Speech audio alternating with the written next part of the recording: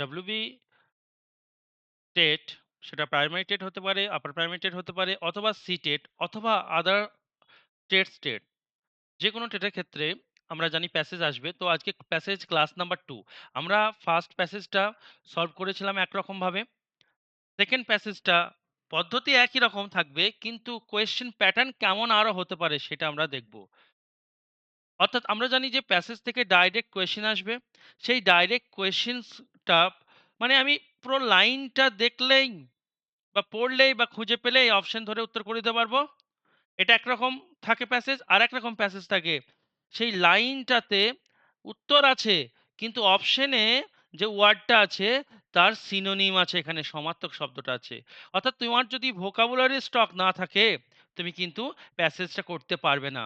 এইরকমই একটা প্যাসেজ ২ নম্বর ক্লাসে আমরা নিয়ে এসেছি যেটা ডব্লিউবি প্রাইমারি টেট ২০২২ সালে পড়েছিল।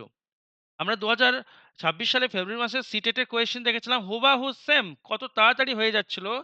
সেম সেন্টেন্স বা সেম ওয়ার্ড পেয়ে যাচ্ছিলাম প্যাসেজে কোয়েশ্চেন থেকে। কিন্তু এই প্যাসেজটাতে আরেক রকম ভাবে দিয়েছে, দেখতে পাবে তোমরা। তো কিভাবে সলভ করব? আমাদের সলভের পদ্ধতি অলরেডি আমরা শিখে গেছি যে স্ক্যানিং পদ্ধতিতে সলভ করব। স্ক্যানিং অর্থাৎ আমি স্ক্যান করব, ঝটঝট ঝটঝট ঝট করে পড়বো, কারণ সময়ের খুব দাম, পরীক্ষার হলে সময় নষ্ট করা যাবে না। আগে কোয়েশ্চেন পড়বো, আগে প্যাসেজ না পড়ে স্ক্যানিং পদ্ধতিতে কি করব, আগে কোয়েশ্চেন পড়ে কোয়েশ্চেনের মূল ওয়ার্ডটা, মূল ফ্রেজটা, মূল সেন্টেন্সটা কিংবা অপশনের মূল ওয়ার্ড ফ্রেজ বা সেন্টেন্স আমি কি করব, স্ক্যান করতে করতে যাব সেই ওয়ার্ডটা খুঁজবো, খুব স্পিডে হবে।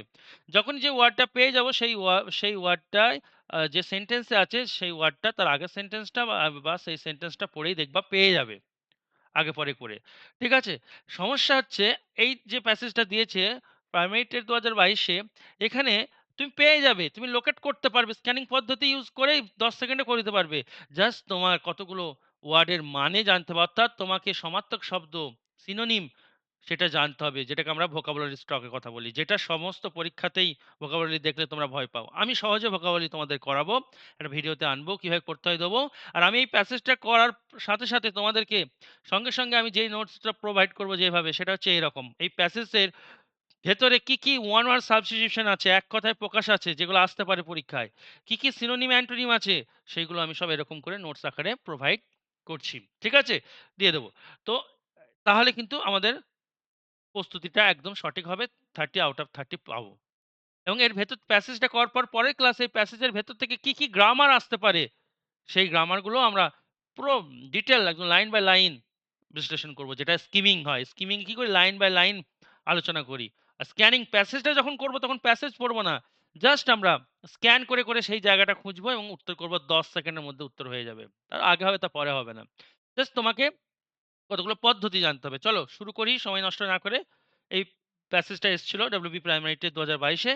১ নম্বর কোয়েশ্চেন যেটা বলছে দেখো, "the people of Delos did not want to dash the conquest of Greece."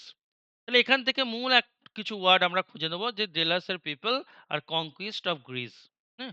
এটা খুঁজে নিলে আমরা এখানে বুঝতে পারবো। অপশন তুমি বুঝতে পারো যে জেলাসের পিপল চাইনি, ডিড নট ওয়ান্ট মানে চাইনি, কি চাইনি, টু ড্যাশ এন্ড শেষ করতে, থিঙ্ক অ্যাবাউট ভাবতে, সাপোর্ট করতে, না ডে ড্রিম হ্যাঁ তাদের ব্যাপারে স্বপ্ন দেখতে। তাহলে আমরা মূল ওয়ার্ড খুঁজে দেবো, people of Dallas and কনকুইস্ট of Greece. কিভাবে, স্ক্যানিং পদ্ধতিতে মনে এই দুটো ওয়ার্ড থাকবে আর তুমি ঝরঝর করে স্ক্যান করবে। The Victoria of the Spain Greek democracy. আমি মুখে বলছি, তোমরা পরীক্ষা হলে তার মুখে বলতে দেবে না। মনে ঝরঝর করে পড়বে। ডেয়ারিং ক্রিকেট পারসন এম্পায়ার ওয়াজ চলবে। অনেক সময় শেষে থাকে, ইচ্ছা করে শুরুতে কোয়েশ্চেনটা দেয় শেষের লাইন থেকে। Dash step to pacify rebellious part of the empire pacify rule all city help to rule. দেখো, চলো there city perhaps this was the তুমি যদি গোড়াটা পড়ে বুঝতে চাও তোমার সময় শেষ হয়ে যাবে। তুমি যেভাবে বলছো এভাবে করো, দেখো কতটা তাড়াতাড়ি হবে। এই যে কনকুইস্ট অফ গ্রিস একবারে শেষে, বুঝতে পারছো? তো শেষে মানে আমার মোটামুটি একটা পড়া হয়ে গেল। আমি পরের গুলো কোয়েশ্চেন করতে আরো তাড়াতাড়ি করতে পারবো। বুঝতে পেরেছো? তো কনকুইস্ট অফ গ্রিস এটা এখানে আছে। তাহলে এই লাইনটা আমরা পড়ে চেষ্টা করি কি বলতে আছে। Not wanting to abet the conquest of Greece. গ্রিসদেরকে সাহায্য না করতে চেয়ে they fled from their city, তারা তাদের সিটি থেকে পালিয়ে গিয়েছিল, অ্যান্ড ডিড নট রিটার্ন, ফিরে আসেনি, until the person had left. আমি আস্তে বলছি তোমাদের বোঝার জন্য, আরো স্পিডে হবে এগুলো। পার্সনরা যতক্ষণ আসেনি তারা পালিয়ে গেছিল। তার মানে এখানে আমি একটা জিনিস পেলাম, কনকিস্ট অফ গ্রিস এ এখানে একটা ওয়ার্ড পেলাম অ্যাবেট। তুমি যদি অ্যাবেট এর মানে না জানো, অ্যাবেট মানে কি তুমি যদি না জানো তাহলে তুমি কিন্তু এই প্যাসেজটা করতে পারবে না। তার জন্য আমাদেরকে সিনোনিম ভালো প্র্যাকটিস করতে হবে যেগুলো প্যাসেজে পাওয়া যায়। প্যাসেজ ভালো, ভালো প্যাসেজ এনে প্র্যাকটিস করতে হবে। অ্যাবেট মানে হচ্ছে সাহায্য করা, হেল্প করা। এখানে তো হেল্প অপশন নেই। অ্যাবেট মানে হচ্ছে হেল্পেরই কাছাকাছি ওয়ার্ড কি সাপোর্ট করা। সাহায্য করা মানে কি সাপোর্ট করা। তো এখানে দেখো অপশনে আছে সাপোর্ট, অপশন সি হচ্ছে কারেক্ট আনসার। বুঝতে পারছো? এইভাবে করতে তাহলে তুমি যদি অ্যাবেট মানে না জানতে তুমি কিন্তু উত্তরটা করতে পারতে না। আন্দাজে একটা করে চলে আসতে। কথা বোঝা গেল? তাহলে অ্যাবেট এর মানেটা আমাদেরকে জানতে হবে। অ্যাবেট এর মানে কিভাবে আমরা শর্টকাটে অ্যাবেট মানে সাপোর্ট বা হেল্প মনে রাখবো এরকম প্রচুর ভোকাবুলারি নেমোনিক্স এর মাধ্যমে, গল্পের মাধ্যমে সেগুলো আমি তোমাদেরকে পরের ভিডিওতে দেখাবো। বুঝতে পেরেছ? তো অলরেডি হয়তো নোটস প্রোভাইড করে দিয়েছি পেইড ব্যাচে। পরের কোয়েশ্চেন দেখো কি হয়? অর্থাৎ সিনোনিম যে জানবে সে কিন্তু এই ২০২২ সালের টেটের প্যাসেজটা করতে পারবে। যেটা অলরেডি অনেকে করে ফেলেছো। Question number 2 Athens had dash the other Greek city. Athens কোন একটা কিছু করেছিল অন্য গ্রিক সিটি স্টেটস এর জন্য এগেইনস্ট দ্য পার্সিয়ান পার্সিয়ানস এর বিরুদ্ধে। তাহলে এখানে আদার গ্রিক সিটি বা এগেইনস্ট দ্য পার্সিয়ান এই ওয়ার্ডগুলো আমরা খুঁজবো। তার আগে অপশনগুলো একটু দেখে নাও। রিফিউজ টু হেল্প সাহায্য করতে রিফিউজ করেছিল, প্রত্যাখ্যান করেছিল। ওয়ান্টেড টু ফাইট লড়াই করতে চেয়েছিল, ইন্টারভেন্ট অন বিহাফ অফ তাদের পক্ষে লড়তে চেয়েছিল, না গিভেন অর্ডার অর্ডার দিয়েছিল টু ফাইট লড়াই করতে। চলো আমরা মূল ওয়ার্ড খুঁজে নেব গ্রিক সিটি স্টেটস কিংবা এগেনস্ট দ্য পার্সন কি আছে দেখি। চলো খুঁজি। আহ, আমি তো অলরেডি এই এতটা খুঁজে নিয়েছি এখানে পাইনি তাহলে এখান থেকে শুরু করব। মানে এইভাবে সময় এইভাবে মাচাতে হবে তোমাকে বুঝতে পেরেছো। রিডার্স কিং দ্য পার্সন গোটাটাই পড়েছি যদিও তাহলে আরেকবার আমাকে তো জানতে হবে নাহলে আমি খুঁজে পাবো না। দেখো দেখো দেখো কোথায় আছে। এই যে দ্য আদার গ্রিক সিটি এই যে পেয়েছো? তাহলে এই লাইনে উত্তর আছে আমাকে একটু লাইনটা আগে পিছু পড়তে হবে। কি বলছে চলো দেখি। Darius king of the Persian empire, Persian এম্পায়ারের রাজা দারিউস ওয়াজ ফিউরিয়াস মানে প্রচন্ড রেগে গিয়েছিল। কারণ Athens had interceded for the other Greek city states অন্য গ্রিক সিটি স্টেটের জন্য অ্যাথেন্স কি করেছিল। এইখানে উত্তর ভরা আছে দেখো ওখানে হ্যাডের পর শূন্যস্থান দেওয়া আছে এখানে হ্যাডের পর সেই উত্তরটা আছে কিন্তু ইন্টারসিডেড অপশনে নেই। অপশনে তারই সিনোনিম দিয়েছে ইন্টারসিডেড মানে হচ্ছে নাক গলানো মধ্যস্থতা করা।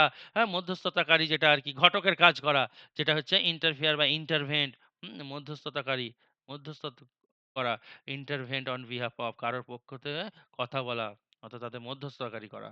হ্যাঁ তো মধ্যস্থতাকারী করা ইংরেজি হচ্ছে ইন্টারসিড আর এখানে হচ্ছে ইন্টারভেন তাহলে সিনোনিম দিয়েছে দেখো লাইন ওখানেই আছে ওখানে উত্তর আছে কিন্তু সিনোনিম দিয়েছে তাই তুমি যদি ভোকাবুলারি স্টক না করো তাহলে প্যাসেজ করতে পারবে না। অথচ সিটেটে ২০২২ সালে ফেব্রুয়ারি মাসের প্যাসেজ ওয়ানটা আমরা করলাম কত ইজি ছিল ডাইরেক্ট উত্তর পাওয়া যাচ্ছিল। তাহলে ওটাই যে ওরকম ভাবেই দেবে তোমাদের টেটে তো কোনো গ্যারান্টি নেই তাই সব রকম প্র্যাকটিস করে তোমাকে রাখতে হবে। তাহলে কোয়েশ্চেন নাম্বার ৩ এ চলে যাই।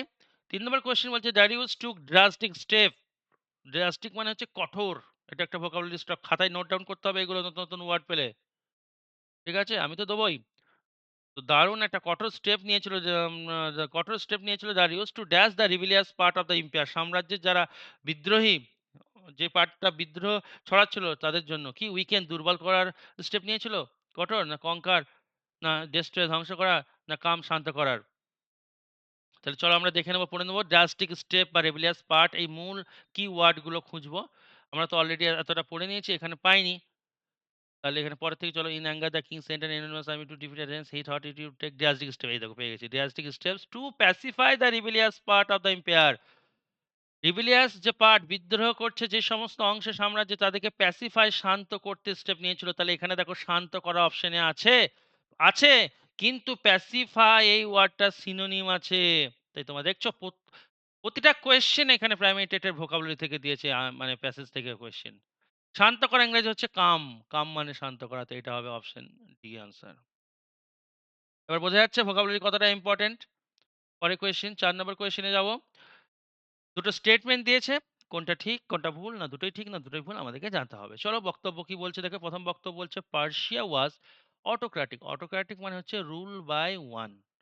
এটা হচ্ছে এক কথায় প্রকাশে পড়ে। তো আমি তোমাদেরকে ওয়ান ওয়ার্ড সাবস্টিটিউশন আলাদা করে এই প্যাসেজ থেকে করে দেবো। বা দিয়েছি নোট অলরেডি। তো রুল বাই ওয়ান একজনের দ্বারাই যখন সেই শাসন চলছে এটাকে বলবো অটোক্র্যাটিক। ঠিক আছে? আর ডেমোক্রেটিক যেটা আমাদের রয়েছে কি রুল বাই পিপল পিপল বা বাই পিপল জনগণ দ্বারা নির্বাচিত। জনগণ যাকে নির্বাচন করবে। বুঝতে পারছো? এই দুটো। তাহলে আমরা একটু পড়ে নিই চলো। কোথায় আছে?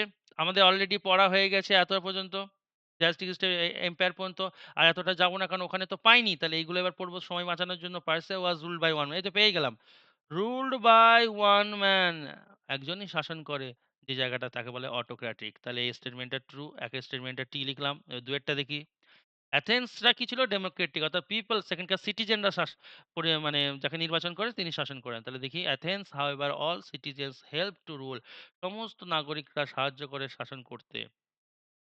তাহলে তার মানে কি ডেমোক্রেটিক? ডাইরেক্ট দেখো ডেমোক্রেটিক কথাটা দেয়নি। এক কথায় প্রকাশের মতো করে দিয়েছে। তাহলে এটাও ট্রু।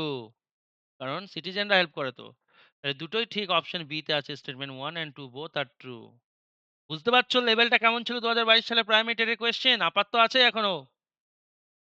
তাহলে আমাদেরকে এইভাবে প্র্যাকটিস করতে হবে। ২ মাসে ১ মাসের খেলা নয়। আর একটা বই কিনে নিয়ে ১৫ টা প্যাসেজ প্র্যাকটিস করে দিয়ে হওয়া যায় না। Crush course. আমরা তো ক্রাশ কোর্সে বিশ্বাসী। হ্যাঁ? তো অ্যাডমিশন নিতে গেলে যত তাড়াতাড়ি তুমি করবে তত তোমার লাভ। এই যে নাম্বার দেওয়া আছে 9046759266।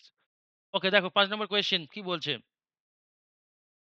৪ নম্বরটা হয়ে গেল না? ৫ নম্বর কোয়েশ্চেন বলছে, "which of the following options come closest meaning?" Closest meaning কথার অর্থ হচ্ছে সমার্থক শব্দ।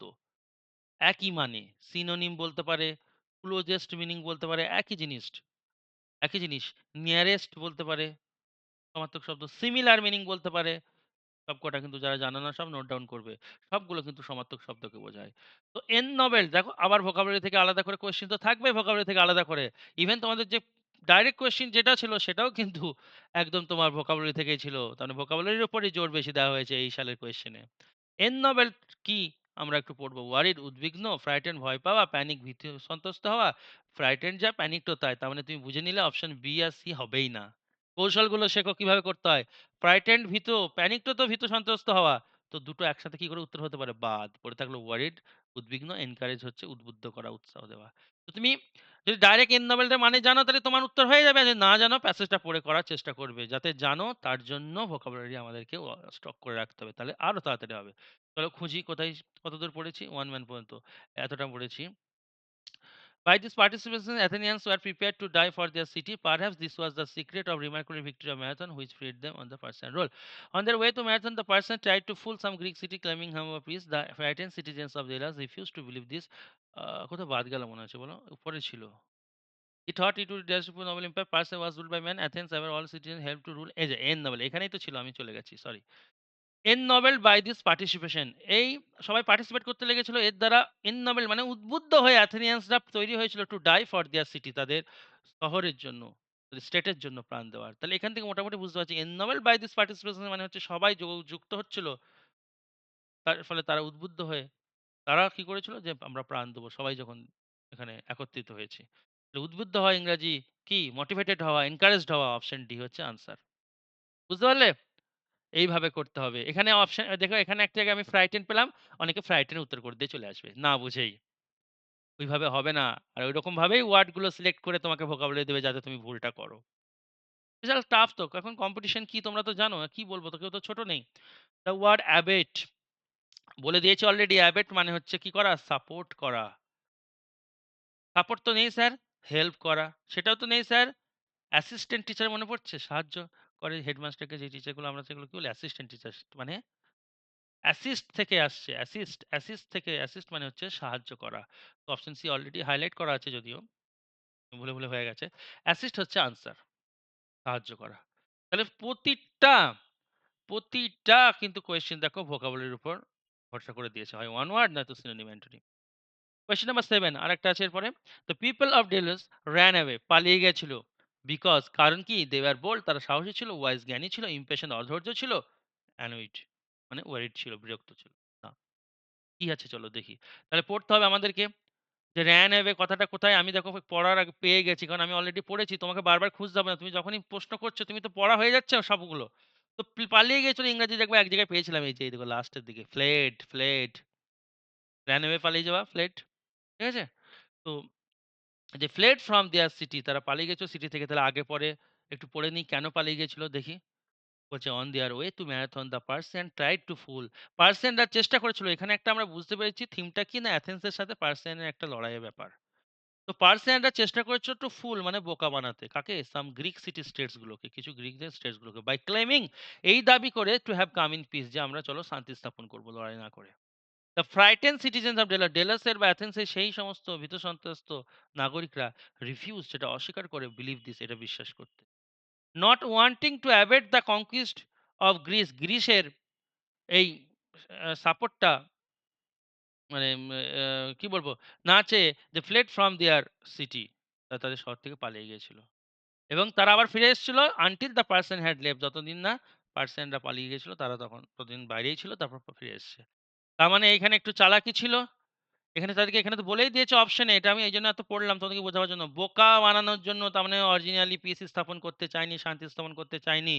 আর এথেন্সের মানে ডেলোসের লোকেরা বোকা বানেনি, বোকা হয়নি। তারা কি হয়েছিল? পালিয়ে গিয়েছিল। তারপর আবার ফিরে এসেছিল ওরা পালিয়ে গেলে। তার মানে এখানে জ্ঞানের পরিচয় দিচ্ছে, বিচক্ষণতার পরিচয় দিচ্ছে। তাহলে অপশন বি হবে answer wise. They were wise. বুঝতে পারছো?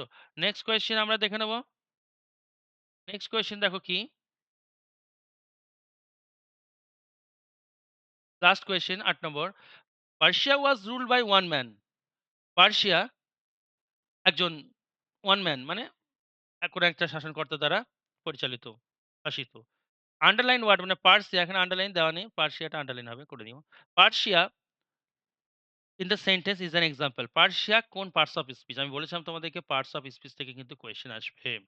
আসবেই। তো পার্সিয়া কোন পার্টস অফ স্পিচ? শিখিয়ে দিই কিছু রুল মনে রাখবে। লিখে নাও, খাতায় নোট ডাউন করো। পরে আলাদা করে গ্রামার করাবো যখন করাবো প্রতিটা কোয়েশ্চেনের আমি গ্রামারও ব্যাখ্যা দিচ্ছি এগুলো পাশাপাশি লিখো। রুল 1 এ লিখো, কোন একটা বাক্যের আমি জাস্ট শর্টকাট লিখছি তোমরা শুনে, শুনে লিখো। কোন একটা বাক্যের সাবজেক্ট হয় নাউন নয়তো প্রোনাউন হবে। রুল নাম্বার 2 পজ করে লিখে নাও। কোন একটা বাক্যের অবজেক্ট হয় নাউন হবে নয় প্রোনাউন হবে। কেন আবার নাউনের পরিবর্তে তো প্রোনাউন বসে। এইজন্য নাউন যেখানে আসবে প্রোনাউন সেখানেই আসবে বলতে পারো। ৩ নম্বর পয়েন্ট। কোন জায়গায় প্রিপোজিশন দেখবে কোন একটা সেন্টেন্সে তারপরে যে ওয়ার্ডটা দেখতে পাবে সেই ওয়ার্ডটা ধরো এখানে একটা ওয়ার্ড আছে প্রিপোজিশনের পর সেটা নাউন হবেই বা প্রোনাউন হবেই। ৪ নম্বর পয়েন্ট নাউনের পরিচয়গুলো আমি একবারে শেষ করে দিচ্ছি এখানে। অ্যাডজেক্টিভ কোন একটা অ্যাডজেক্টিভ আছে তারপরে একটা ওয়ার্ড আছে। এই ওয়ার্ড আছে ধরে নাও এই ওয়ার্ডটা নাউন হবেই। মানে অ্যাডজেক্টিভ এর কাজ হচ্ছে নাউনকে বর্ণনা করা। তাই না? নাউন প্রোনাউনকে বর্ণনা করা, তার ব্যাপারে বলা। তাহলে এই পুরো সুন্দর করে নোট করে নাও। এইভাবে আমাদেরকে প্যাসেজ প্র্যাকটিস করতে হবে। আশা করি প্রত্যেকের ভালো লেগেছে। এটা হচ্ছে অরিজিনাল প্যাসেজ আর পদ্ধতি। কারণ তুমি প্যাসেজ যত প্র্যাকটিস করবে তুমি তত বুঝতে পারবে যে কেমনভাবে কোয়েশ্চেন দেয়, ভেতর থেকে কিভাবে পড়তে হয় তত তোমার এক্সাম হলে টাইমটা কম লাগবে। Thank you.